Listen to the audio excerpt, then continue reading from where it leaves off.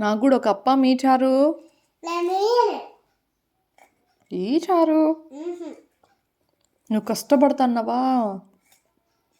ఎంత ఏడ కష్టపడుతున్నావు? ఆఫీస్లోనా? ఏం పని చేస్తున్నావు చారు? డబ్బులు తెచ్చుతాన్నా, పైన పెడతాన్నా. అబ్బో, ఇంకా